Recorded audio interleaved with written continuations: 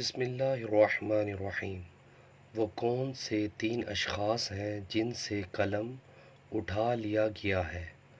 ام المومنین حضرت عائشہ صدیقہ رضی اللہ تعالی عنہا سے مروی ہے کہ نبی کریم صلی اللہ علیہ وسلم نے ارشاد فرمایا، تین اشخاص سے قلم اٹھا لیا گیا۔